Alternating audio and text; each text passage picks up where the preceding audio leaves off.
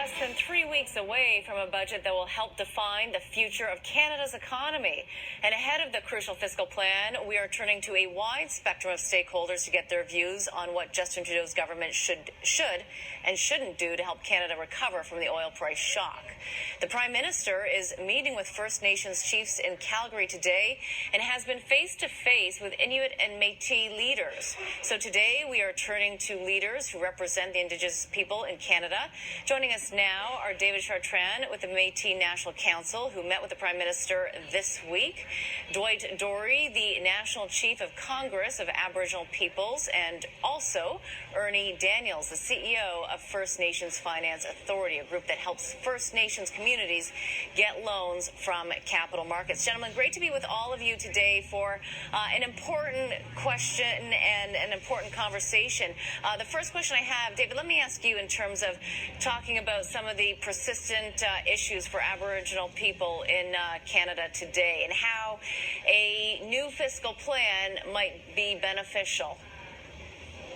Well, thank you for having me on the show, Catherine. Well, the first, I think, the message I need to bring is that the Métis Nation, we populate probably about 400 and something thousand in Western Canada, and we pay hundreds and hundreds of $1 million in taxes every year, and we see that the pathway that the Prime Minister has taken on the investing in infrastructure is going to be, I think, is the right approach and the right direction to take, given the low interest rate that we have.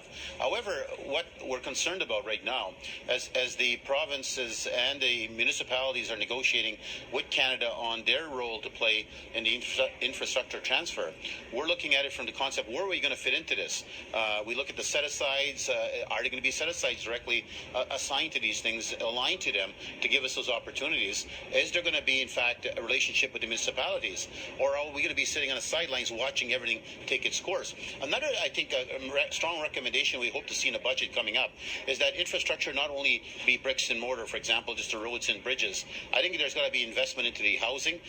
For example, the Métis have not seen housing since 1993 built in their communities. So, and yet it'll create a massive opportunity for employment in the carpenter sector and all the other fields that would rely on the housing investment side to take its course. But what's interesting to what we're watching very careful as we move forward is that if you look at the age population, for example, we talk about oil, price of oil dropping up and down right now.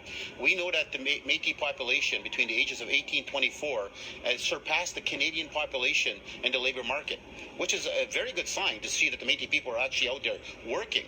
But it also tells me that when these layoffs are coming, they're going to be hitting us harder than anybody else. But I've not yet seen a specific Métis plan that's going to deal with our people. 50% of our population live in the cities and 50% live in rural. Right. So we're very cautious on what approaches are there going to be Métis specific strategies being placed by the Prime Minister. We trust his direction right now to where it's going, but we're hoping that it's going to be backed up with clear sentiments in the budget. And Prime Minister Justin Trudeau might be listening, and I really want to hear from all of you in terms of what they've been doing so far, how different it might be from the Harper government, and really a little bit of a wish list. Dwight, let me ask you, from what you want to see, what's the message to the Prime Minister? Well, first of all, I think what's important that we look at the situation from a very broad and inclusive process. We're talking about jobs for the most disadvantaged people across the country. We're talking about serious issues of homelessness. There are so many broader issues that impact upon the Indigenous populations, and where the majority of them are residing off reserve in major urban centers. So I do have to agree with David. This is something that all the jurisdictions should be looking at. The municipal governments, provincial and federal, and we have to really take a look at the situation where the economy is growing, the high rate of unemployment within the Indigenous populations is key. So training, education has to be more focused on those kinds of opportunities with respect to the labor supply that's already out there. And our people are looking for jobs. It's the reason why so many of our people are leaving their home communities, the First Nations communities, and moving to urban centers. They're looking for opportunity. They're looking for better education. They're looking for more opportunities for their families, and a lot of these are very young families. So it's a big issue. I'm hearing education and training is absolutely crucial. Ernie, from a fiscal budget perspective, what can the government do in terms of allocating that money, allocating it the right way? We talk about allocating money correctly for infrastructure, but what I'm hearing today is that the training and the education is certainly so critical to making change happen. How, from your perspective, can they put this money to work in the best possible way? Well, first of all, I just want to say thank you, and I agree with the other two speakers that it's when you look at Aboriginal peoples across Canada, there's no one solution that fits everything. So I think it's really important to really to take everything in the different, need, where the greatest need is. And as far as First Nations are concerned, the infrastructure gap is a big need. But at the same time, you do need an educated workforce to actually take this on and actually make it work so that it becomes a question or a solution to where you're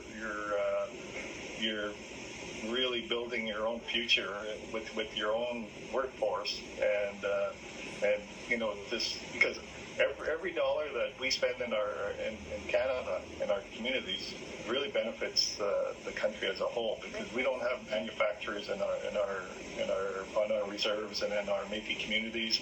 So most of the stuff is bought from somewhere else. So I think that education is a key. But I think the infrastructure gap is really important, because you need to have a good quality of life to really succeed in education. Absolutely. We're talking a little bit about infrastructure. Of course, part of an infrastructure conversation includes pipelines. And I want to get David's view right now in terms of how Aboriginal people should be part of that conversation, that voice, because it's very debatable these days. What's the best way for all of us to move forward, do you think? Well, firstly, I just came across, as you indicated, from the meeting that took place between the First Ministers, and I had the privilege of sitting at the table and being part of the process. But here's the issue I think that's at stake for all of us, and I think it was being somewhat semi-discussed. Both the climate change and the economic engine need to go hand in hand. It's got to be. Too many times have been separated. Two components have been separated, yet they got to fit like hand in glove, because all of it's going to relate to the natural resource sector side. And when we look at the concept of where the pipelines are going, I think the industry needs to come to the table and be at the table in a sense of being assured that their investments is going to be either supported in this country, respected in this country, but at the same time not neglecting the responsibility to the Indigenous people. For us as the Métis people, we believe it's going to be very clear. We want to support industry, guarantee without question. We want to support it. But we want to make sure we also protect the lands that we live in and depend on. So, but at the same time, we got to find a compromise. All of us got to find a compromise. But in order to do that, I think all people got to be at the table. I think the Liberal government got it right now, in a sense. They are investing in the new asset program. They're putting $50 million more. That's for you, Catherine, that's Aboriginal Strategic Employment Training dollars. That gives us the tools to train our people, get them ready for these jobs, whether they're in the pipelines or whether they're in the mines or the oil industry, whatever field they're in. That they're putting $50 million for the Métis and First Nation Inuit in Canada. They're also putting $25 million for economic development for the Métis, but they're also putting money in post-secondary education. And you heard the other speakers talk about it. It's going to be fundamental to get our people trained and ready for these jobs. But in order for these pipelines to come true, they have to be at the table. They better respect respect our duty to consult, to respect our authority and rights as they are protecting the Constitution, and I guarantee they'll have a partner. But if they decide that we have limited or no relationship or not see us as a lower level, and they're going to get around us and skirt around us, then of course there's going to be a clash between us and them, which I hope we don't find ourselves. Another component that's so essential to recognize is procurement and set-asides, Catherine. If the municipalities and the provinces get all this infrastructural money, if they don't put a set-aside for the Indigenous businesses to compete with and measure their opportunities and get jobs, right, then it's going to be a failure. So those two pieces need to come hand in hand as we move forward. But oil industry, we're telling them, come to the table, respect us, and we'll be at the table and we'll work with you. And you know, David, I've heard that before, and I think everyone ought to be able to respect that argument. In other words, participation in profits and participation in the opportunity and respecting the property as well. I'm curious in terms of if that's actually happening. Are we inching in that direction? And is there a difference, Dwight, let me ask you, between this government and the previous government? Are we making progress? Well, I think David hit an important issue right on the head, and that is the procurement strategy and set-asides. The experience that we're seeing already, regardless of which government that we're talking about, the shipbuilding project itself, it's huge, but what I'm hearing on both coasts is there's very few of our people that are actually able to benefit from those jobs. This was a long time coming. There was lots of opportunity to be putting more people through the proper training to have access to these jobs. And sometimes I wonder, this boils down to discrimination. People are just being left out, and that's not right. I mean, we have to look at ways of getting our people more directly involved in these opportunities. Ernie, is that your assessment as well, that there's not equal access to opportunity in some of these key projects? Yes, I would definitely agree with that.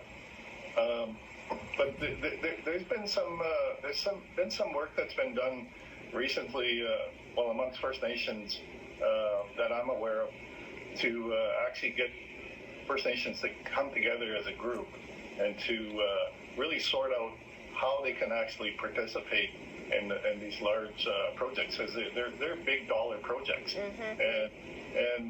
And our First Nations and the Métis and the Inuit groups, we don't have the large resources in terms of dollars to play a major role in a lot of these projects. So I really firmly believe that the government, and the past government that was actually looking at this as well, right, to participate, to support Aboriginal, whether it's Métis, First Nation, to take equity ownership to these equity projects. ownership. Yes. That makes a lot of sense, gentlemen. We're going to lose the camera, so we have to leave it there. I appreciate your conversations with us today. I hope you all come back and we'll do it again. Thank you all. Thank you. Okay, thank you, Catherine.